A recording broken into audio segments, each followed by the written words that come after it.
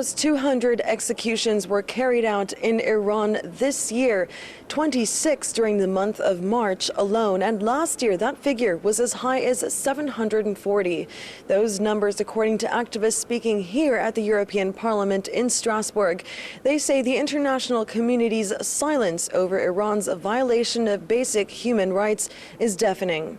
With the election last year of President Hassan Rouhani, hopes were high that Iran might be willing to make reforms in human rights alongside efforts by the United Nations and European Union to curtail Iran's nuclear development.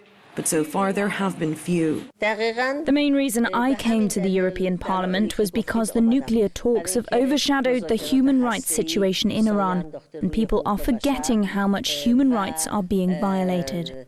The Boromand Foundation has observed a spike in the number of public executions since Mr. Rouhani's presidency. More than 900 political prisoners remain jailed, and women as well as religious minorities are discriminated. The Iranian regime defends its crackdown as upholding the country's traditional culture, but the Boromand Foundation says evidence suggests otherwise. The majority of the victims of human rights violations in Iran are Muslims, and they are practicing Muslims. I mean, Baha'is, Christians are violated, but Sunni Muslims, their rights are systematically violated. Shias, their rights are violated. There are ayatollahs in prison. You have clerics who have been tortured and are now either, silenced, defrocked, or outside the country.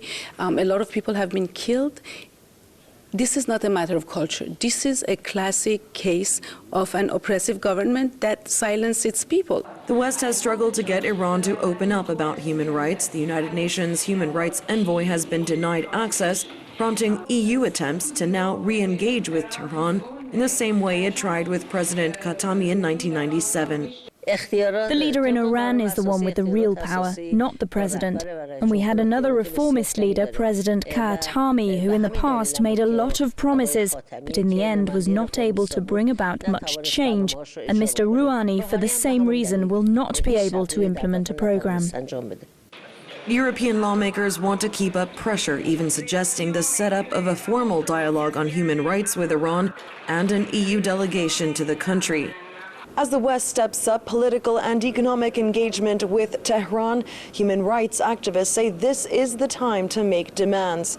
There is the sense, though, that while the focus of talks is on reducing Iran's nuclear capabilities, that human rights issues will remain dormant. Sandra Gatman for JN1 at the European Parliament in Strasbourg.